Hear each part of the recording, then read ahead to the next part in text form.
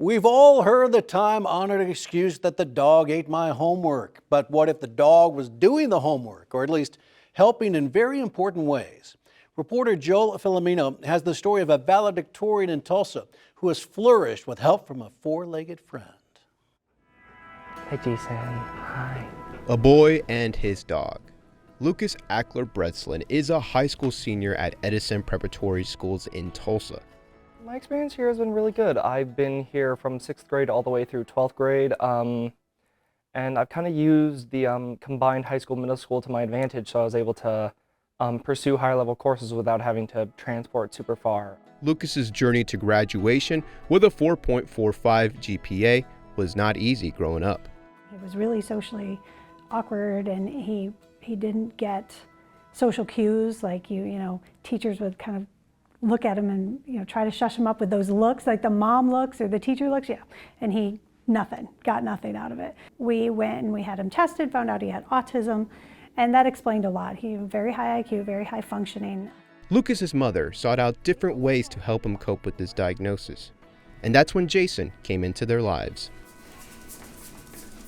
Florence discovered Paws for Autism, an organization that matches kids struggling with autism with service dogs. I was initially recommended Jason by, I believe, my 3rd grade teacher. She had had previous experience with an organization in the area we were living at the time, and she recommended me to them. Jason walks alongside Lucas every day, trotting from class to class, and it's had a very positive impact academically and socially. His ability to just socially relate, and as a kid, being able to have a general topic that all kids were interested in. So he really didn't match interests with his peers, but everybody gets excited about a dog, so Jason really helped him make friends.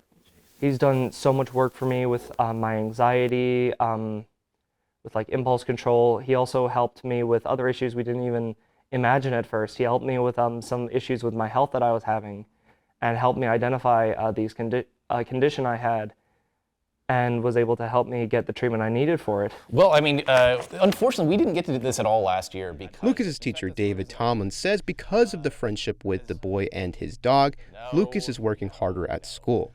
he's willing to, put the effort in and do the reading, and also because he's just so good at putting the pieces together and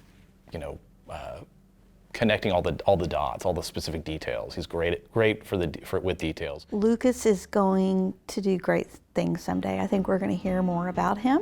Rachel McAney, the assistant principal, says Lucas has a bright future in higher education, but it's not without its challenges. Because, not everyone thinks exactly like Lucas, or they don't have the same purview or the view that he does. Jason, hi, come here. With a perfect score in the ACT, you can imagine so many offers coming Lucas's way from elite schools across the country, but ultimately, he chose to stay home and attend the University of Tulsa. I have selected TU as a really good opportunity for me because of their Turks program, the Tulsa Undergraduate Research Challenge. Lucas foresees a future working in biomedical engineering. I think that is where we have the most future available, and so that's a lot of where I plan to go into. I personally would like to go into research in that field so I can help develop the next stage of medicine and the next stage of, prosperity for humankind. Lucas hopes to receive a Goldwater Scholarship at TU, which is awarded to college sophomores and juniors on the basis of potential and the intent to pursue research careers in the fields of the natural sciences, engineering, and mathematics.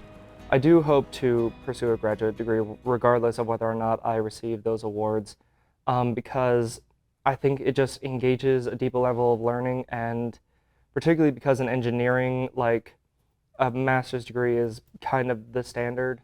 While Florence credits the support from Edison Preparatory, a Tulsa public school, she admits it hasn't always been easy.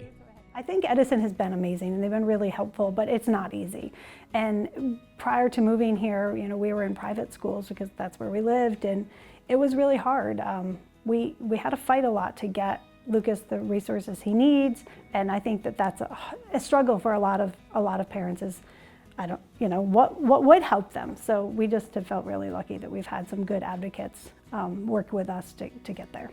Lukacs will graduate on May 17 as the valedictorian of his class, and he'll walk to the podium with Jason right beside him.